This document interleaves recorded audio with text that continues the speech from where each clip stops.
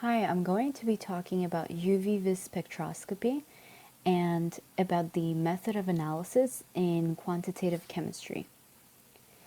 When the human eye looks at an object and detects its color, it's functioning as a spectrometer, recognizing reflected light from the surface of a solid or passing through a liquid. There's a broad range of radiation wavelengths that the eye cannot see, however. Light is characterized by phenomena called wavelength and frequency.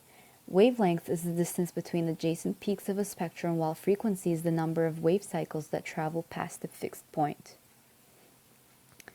In order to analyze why some compounds are colored and to determine the relationship of conjugation to color, accurate measurements of light absorption at different wavelengths in and near the visible part of the spectrum must be made. This can be done using a spectrophotometer. As can be seen in the diagram, a light source from a visible or UV light is separated into its components by a prism or diffraction grating. Each wavelength beam is split into equal intensity beams by a mirror device. A beam passes through a reference cuvette containing only the solvent, producing I naught, which can be seen in the first formula above. The sample beam has the intensity of I. The ratio of these two produces the percent transmittance of the light. The amount of absorbance is then found from taking the log of the ratio.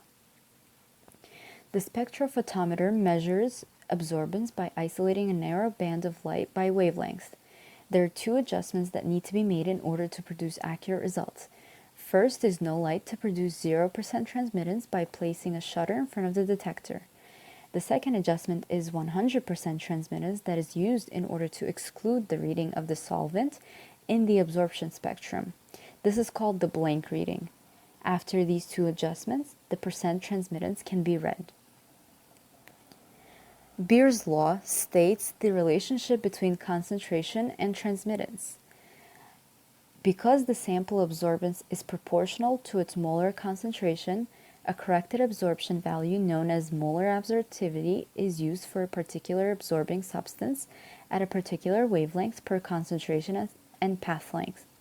As you can see, Beer's law is absorbance equal to molar absorptivity multiplied by concentration of the sample multiplied by the path length. It's possible to analyze a mixture of two compounds and determine their ratios to the original samples. For example, a sample of steel is dissolved in order to obtain manganese and chromic ions. The different compounds have peaks at two different absorbance values, chromium having a peak at 440 nanometers and manganese at 545. First, measure the absorbances of manganese and chromate in standard solutions, after which you measure the absorbance values of the unknown solution, which has both manganese and chromium mixed.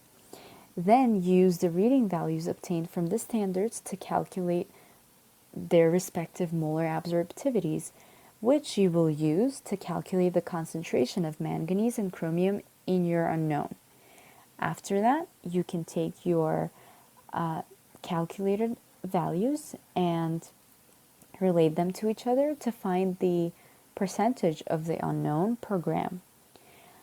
The sources of error in this experiment can be seen from either human error, where the cuvette that was placed was not cleaned properly or dried properly or washed with the solvent before actually putting it into the spectrophotometer, therefore producing a wrong baseline, which is the blank solution.